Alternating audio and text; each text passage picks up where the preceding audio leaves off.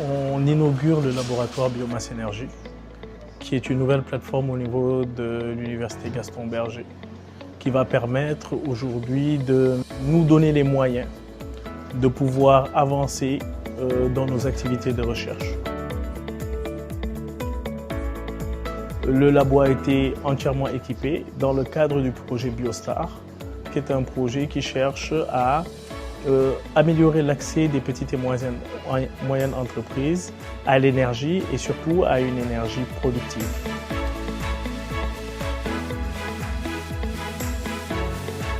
Le projet Biostar est un projet qui est cofinancé par l'Union européenne et par l'AFD dans le cadre des projets du financement type DESIRA.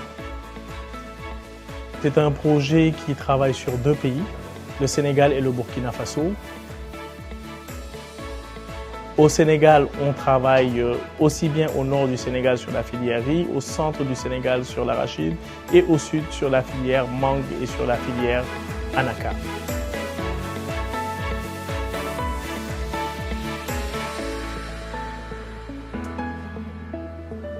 Alors, le projet Biostar est un projet qui vient renforcer une dynamique de collaboration qui existait déjà entre l'UFR Agro et l'UFR SAT. Donc, cette collaboration avait pour objet d'avoir une approche interdisciplinaire des projets pour pouvoir proposer des solutions qui soient durables. À travers le projet Biostar, nous avons pu réaliser cette plateforme qui pour nous est un espace d'échange où nous aurons les enseignants des 2 UFR, mais aussi des autres UFR de l'Université Gaston Berger. Mais surtout, encore plus important, il y a cet aspect formation où nos étudiants de master et aussi les doctorants qui vont venir seront amenés ici, en tout cas, à travailler ensemble, à partager eux-mêmes ensemble. Et donc, ça veut dire à se renforcer mutuellement en amenant chacun son background.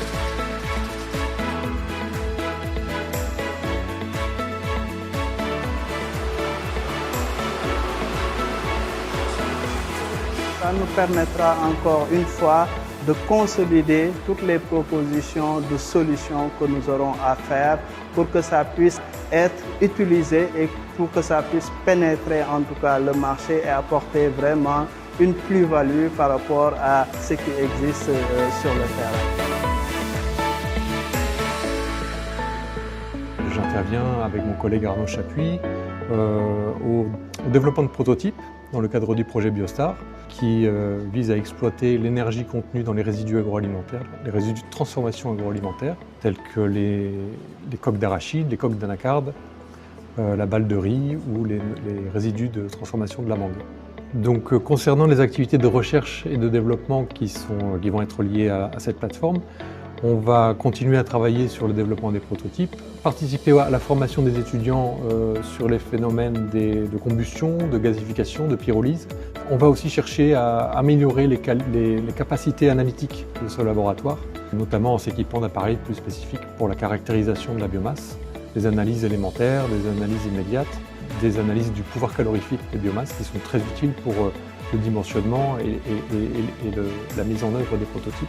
On étudie actuellement, dans le cadre d'une thèse de doctorat, la codigestion de bouse de vache et puis de biomasse invasive qu'on peut retrouver dans la vallée du fleuve, des algues qu'on retrouve dans les eaux du fleuve Sénégal, mais aussi de Tifa.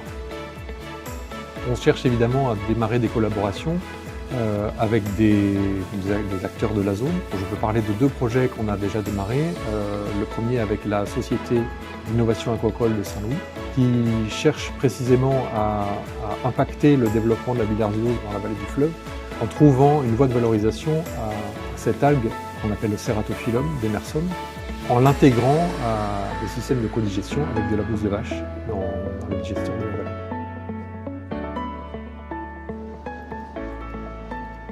On prend par exemple une bouse de vache qu'on mélange avec du tufa, avec des proportions qui peuvent varier.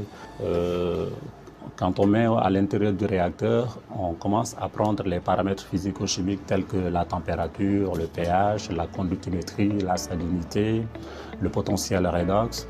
Donc on prend ça pendant un bon bout de temps qui peut aller du jour du chargement initial jusqu'à 30 jours.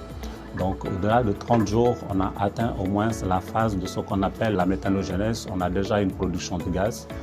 On a la possibilité d'agiter avec le Belling Dancer.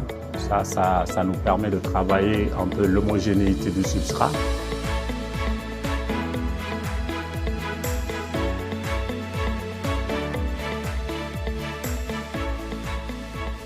Et tout le monde sait que dans la vallée du fleuve Sénégal, depuis l'avènement du barrage de Diamant, il y a un peu la prolifération de ce qu'on appelle des plantes envahisseurs.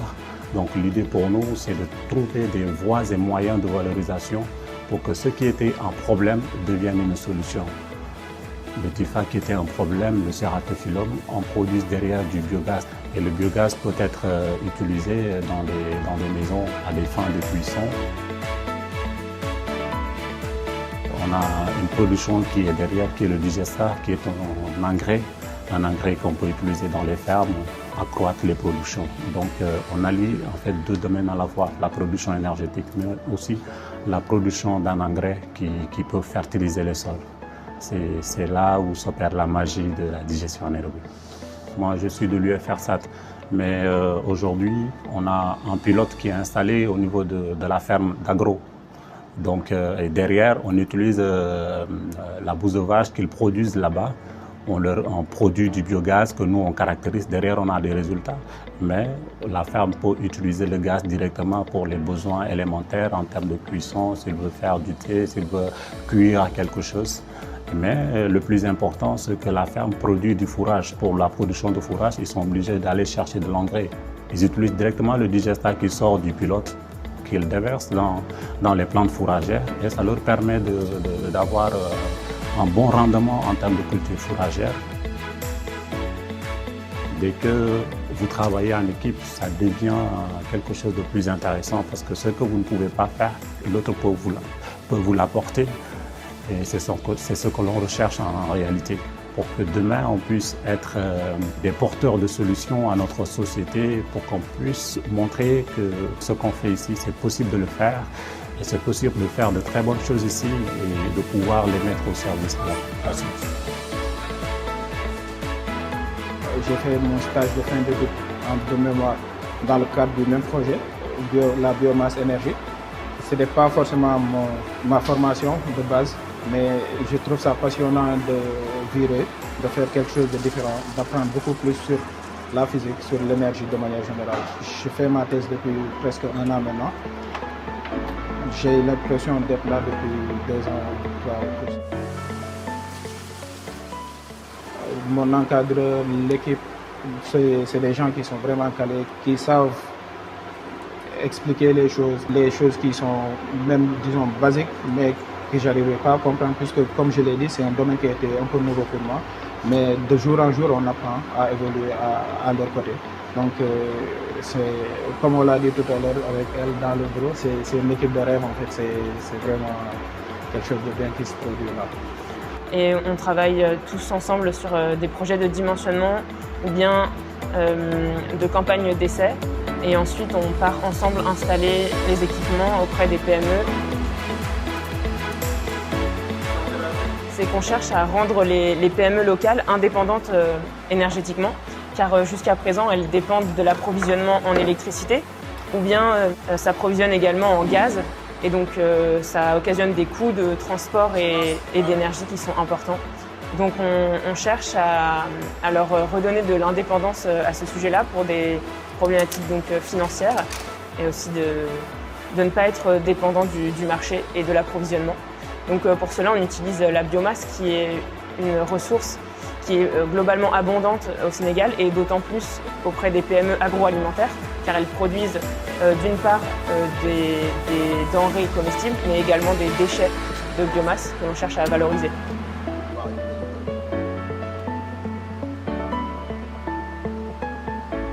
À l'intérieur du foyer, j'ai introduit 1,5 kg de pellets de balles de riz.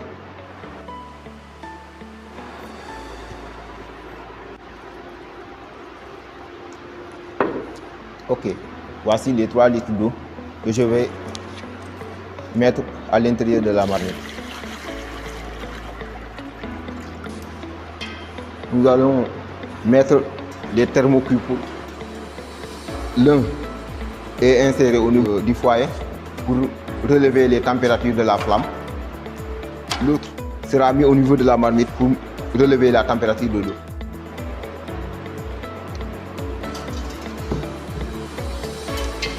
Ce bout-là ne doit pas être en contact avec la marmite. Sinon, au lieu de prendre la température de l'eau, il va prendre la température qui se trouve au niveau de la marmite. Alors, ça boue?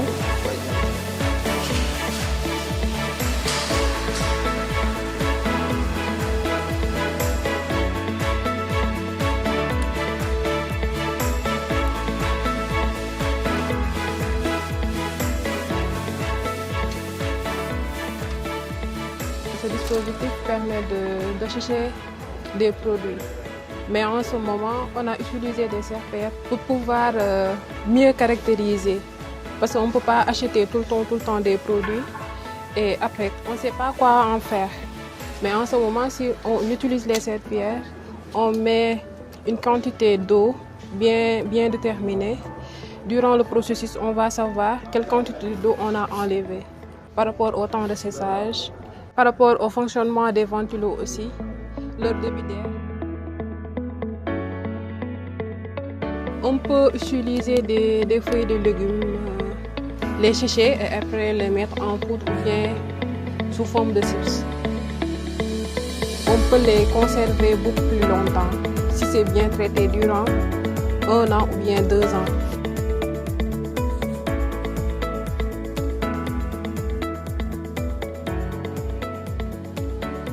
Quand j'utilise les serpillères, c'est pour connaître la teneur en eau. Ça peut me permettre de faire l'équivalence par rapport aux produits qui existent déjà, faire des similarités. Quel genre de produit je peux mettre à l'intérieur pour pouvoir le sécher. Parce qu'on ne peut pas utiliser les séchoirs n'importe comment, mettre des produits n'importe comment et vouloir avoir des produits de qualité.